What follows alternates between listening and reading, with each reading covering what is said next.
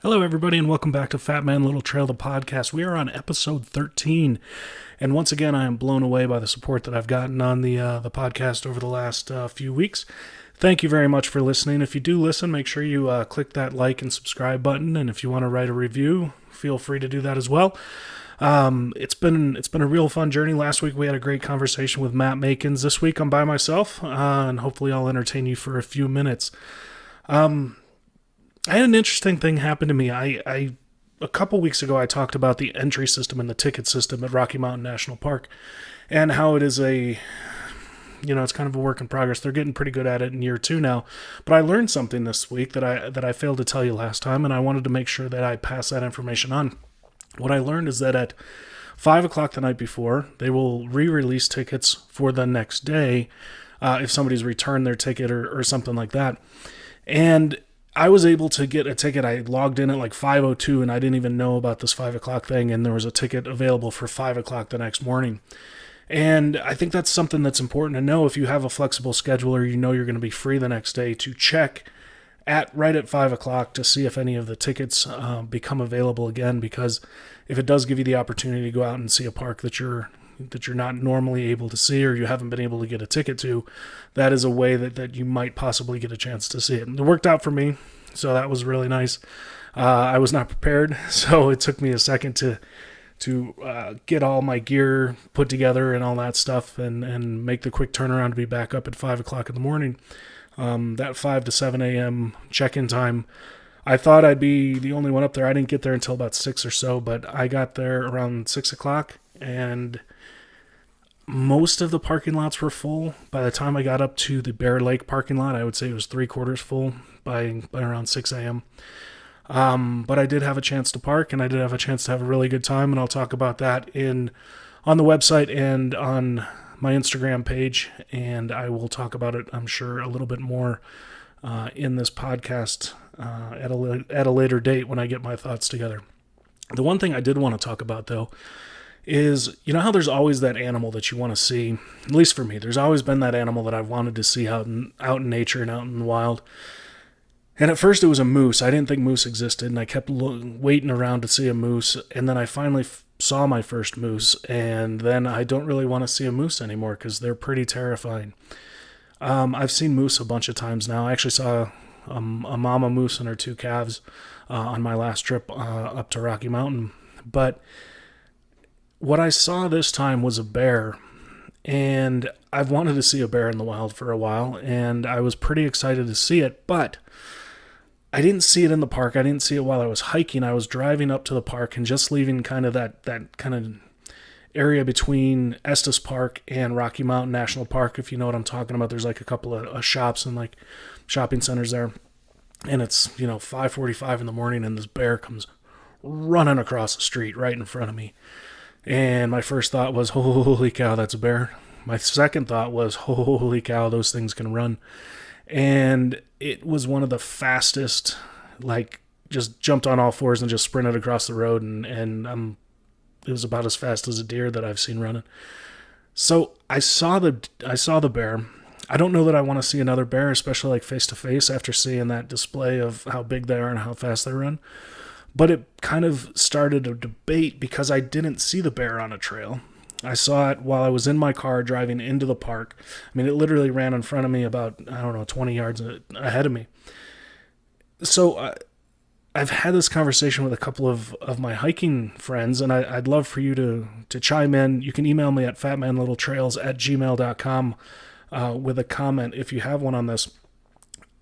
Does that count as seeing a bear in the wild if I saw the bear in my car before I got to the park?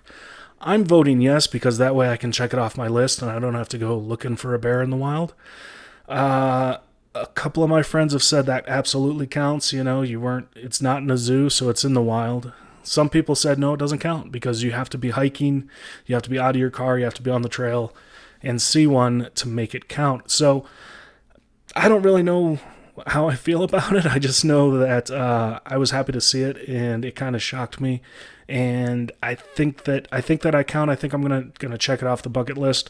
The only real animal that I have left to see is a mountain lion, and I definitely do not want to see one of those. for any reason.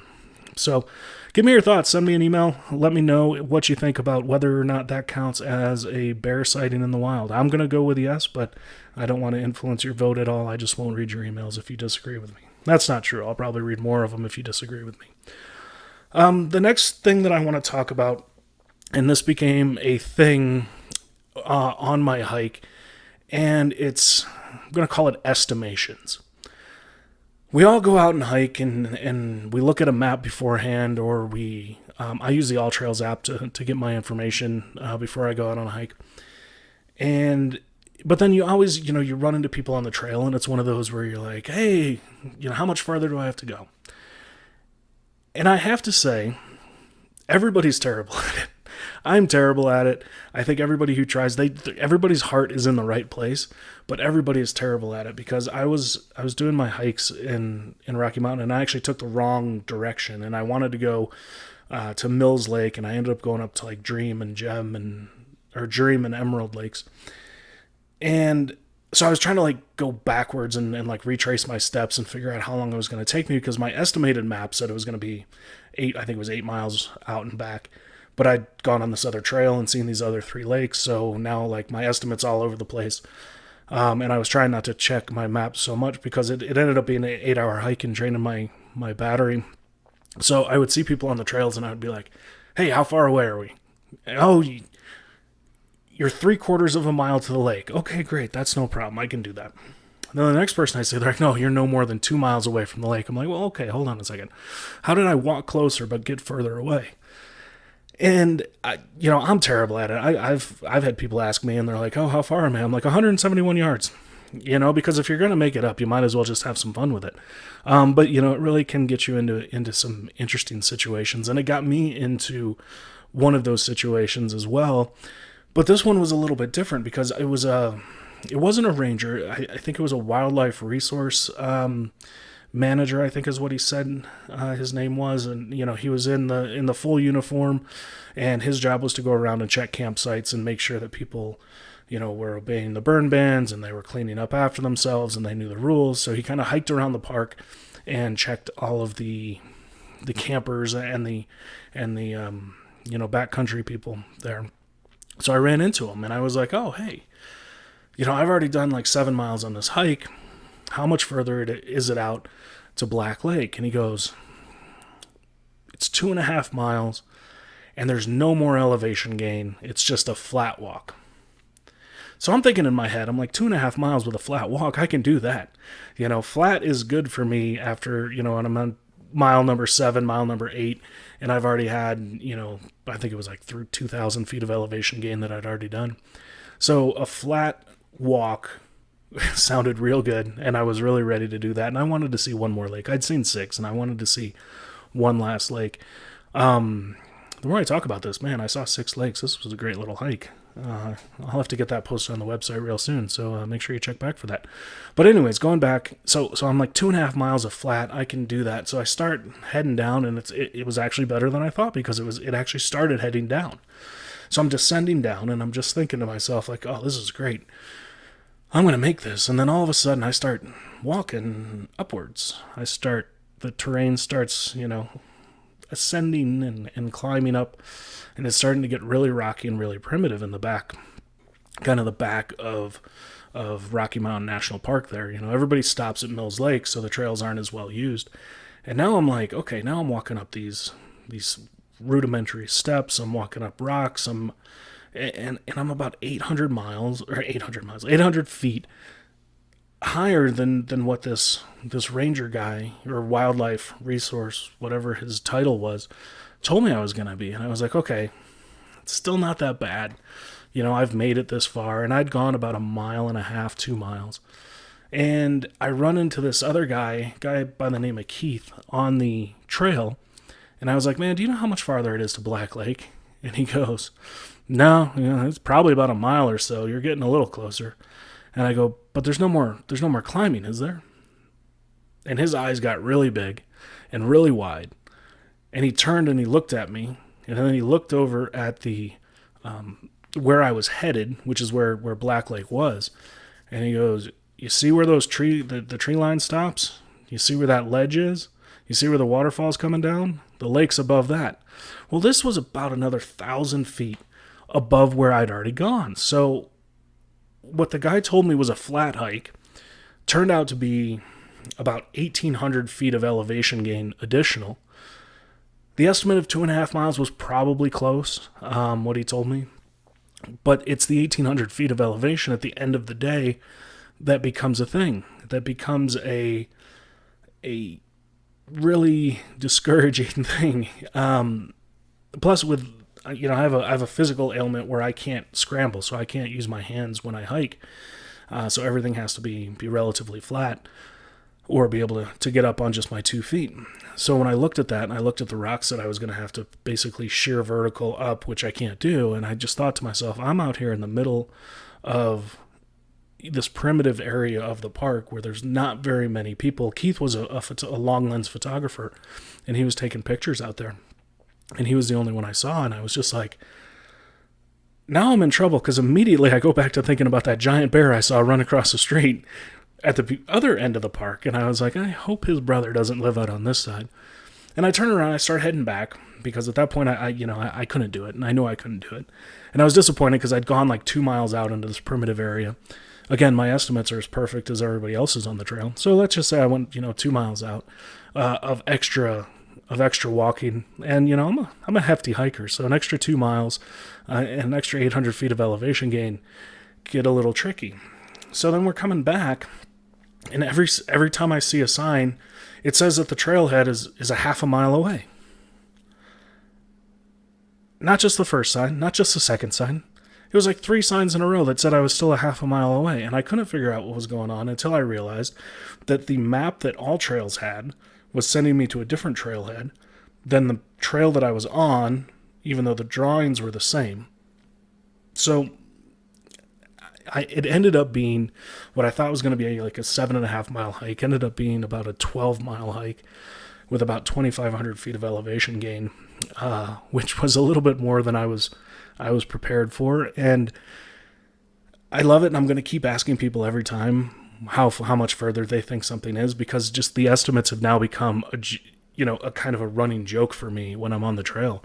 And somebody will say, oh, it's a half mile, oh, it's 4 miles. And I've noticed that the more in shape somebody is, the shorter they think it is. Like, oh, I run marathons, so that's only about 200 yards away. And then a guy like me who's a bit bigger is like, that's probably about 5 miles, and really it's a half mile away. But those estimates just there's an old saying, trust but verify, and I think that's what we all have to do when we're out on the trail. Listen to it, use it as part of your advice, but don't believe every estimate that you hear when you're out there hiking. So that was my big stories about the Rocky Mountain National Park. I've only been there, even though I live in Denver, I've only been to Rocky Mountain. I think this is my 3rd or 4th time up there. It's a great park. It's so busy, so many people there. And it's very rocky, as the name will say. I wrote a fun little article or blog post on my website at fatmanlittletrail.com about ankles, and I don't want to get into the whole thing here because you can only say so much on here. But the ankles I compared ankles to chihuahuas and all of the joints in your leg to dogs. So keep an eye out for that. It's called Joints. It's on Fat Man Little Trail right now. Basically, the ankles are going to scream at you when you're walking on those rocks, man. Every time you take a step. I don't think there was a flat step I took for the entire 12 miles. Between tree roots and rocks and pebbles, and even the flat trails are turned in some direction that make you realize that, or that your ankles make you realize are not flat. So, but Rocky Mountain's great if you get a chance to get out there. Just be ready for crowds and be ready for distances that may be a little bit longer than you're expecting. So that was my trip to Rocky Mountain this week. I still think that I saw a bear. I did see a moose. I did see an elk. There was a big bull elk who was actually, I was in the car for that one too. He was eating his breakfast as I was driving up around 6 a.m. and he decided to eat by the side of the road, and I stopped the car, and he decided to kind of stand on the road for a few minutes and block me out, and then he moseyed on past and had another bite and kept on moving. So It's great to see animals like that. It's great to see, especially if you go in the morning. Later in the day, they tend to get higher in elevation, but in the mornings, there's a real good chance of seeing moose for sure, elk, bears, not as much, but the occasional bear. I saw some deer too, some young bucks out there. So that was my trip to Rocky Mountain, and it's great. And if you have a chance, check it out. And if you are looking for a ticket and you haven't been able to find one, check those 5 o'clock reissues of the passes for the next day. If you're able to go, let's say it's a Wednesday and you've got Thursday off work, and you can check at 5 o'clock on Wednesday night and see if you can get a ticket for Thursday morning.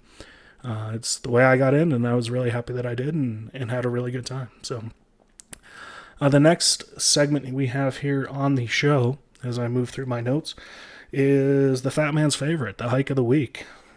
This week I want to talk about the Great Sand Dunes National Park, and the main hike at Great Sand Dunes is, I think it's the Great Dune hike, but it's the one to get to the top of the dunes. Sand Dunes National Park, if you've never been to that one, is also a really amazing place because you're in the middle of the Rocky Mountains, and you've got these tall, Rocky Mountains around, hence the name. And then all of a sudden, there's these giant sand dunes, and there's all sorts of fun mysteries and conspiracies about what caused those sand dunes. And I won't get into that. Maybe that'll be a blog for another day. But these giant sand dunes are there, and the hike to the top is a 3-mile hike. And so, looking at your apps or whatever, planning out, you're like 3 miles, and I think it's 1,200, 1,300 feet of elevation gain. So not, really not that bad at all. And then you get out there and you start walking on the sand, and you realize that it's like walking through soft snow. You're post-holing in sand. You might as well have snowshoes, but I don't think the snowshoes would do you any good. They just sink and get stuck. And so every step you take, you're sinking, and then the next step might be solid sand, and then the next step might be soft again. And it's just one of the most unique places that you'll ever be, and the views are constantly amazing. Seeing, turn your back and you see peaks behind you, and then look ahead, and you might as well be in the middle of the desert somewhere where there's nothing but sand in front of you. The day I went in the spring, and the little river wasn't running yet, which comes with a snow melt a little bit later in the spring and in early summer. And I was walking up this. There's no real trail, so you just kind of try to find your way, a good path up the sand dunes. And as I moved up the sand dunes, the wind started coming. And man, this wind was blowing probably 50, 60 miles an hour, probably 100. Going back to my estimates, it was probably 120 miles an hour. And I was just getting sand everywhere. Sand was blowing so hard that it made my Fitbit watch completely stop. Like, there was sand so embedded into the watch that it was just done, and it wouldn't work anymore. I had sand all over my eyes. I pulled sand out of places for about a week after that, and I was completely, head to toe covered, and I had a neck gaiter on, a cool neck gaiter on. So my face was covered. I had sunglasses on, trying to block out the sand, and I was still like getting sand in my ears and like down my back, and it got so windy and blowing so hard with the sand that there were times where you couldn't even see. It was like a whiteout condition in sand, which I hadn't seen. Now, granted, I don't spend a lot of time on beaches or in the middle of the Mojave Desert, but it was still a fun experience for me. It was miserable. I didn't make it. I didn't finish. It was, one of those hikes that I have to go back and do again and try to finish again because I just couldn't get it done this time, which was a little disappointing. But it was magnificent just seeing all of that area. It's also one of those designated dark night places where you can go and camp by the dunes and see more stars in that area than pretty much anywhere else in the country. So if you get a chance to go to Great Sand Dunes National Park, I highly recommend it. Just be prepared that hike that is a nice, easy 3-mile hike is not a nice, easy 3-mile hike and may take you pretty much all day and wear you out pretty good. The fun thing, too, was seeing the kids that would bring their sleds up there and were sledding down, although on that day it was so windy, they did it like once and then ran back to the car. But Great Sand Dunes is great. About 4 hours from Denver if you're driving, and it's just one of the coolest places that you'll ever see. Just the difference between the rocky terrain and then that sand is absolutely fascinating. But that is my hike of the week. Give it a shot if you have a chance, if you're down in the area. Spend the night if you're a camper. It's a great place to camp. And spend the night and check it out. Well, that will wrap up episode 13 of Fat Man Little Trail, the podcast. Like I said, I really am blown away by the support that I've gotten over the last few weeks since we've done the return of the podcast, and I appreciate all of that. If you can, if you like this, go ahead and hit like, hit subscribe. I'll keep putting them out there as long as people keep listening to them, and probably after that as well. And I would love it if you could follow me on Instagram and Facebook, Fat Man Little Trail, there as well, kind of on all the social medias, TikTok, although I don't really know how to do TikTok yet, but give me a follow on all of those. Instagram is the one that I spend the most time on, and if you're going to message me, that's probably the best place to do it, or email me at fatmanlittletrails with an S at gmail.com. There's also a way to support if you want to support financially and donate to the podcast. You're also welcome to do that. There's a link on my bio that makes that available to you as well. Like I said, I appreciate all the support, and any support, especially liking and following on all of those platforms would be great. Hoping to get another podcast out to you next week. Working on some more guests as well. I thought that went really well, so we'll continue that effort. And until then, I hope to see you all on the trail. Until then, happy hiking.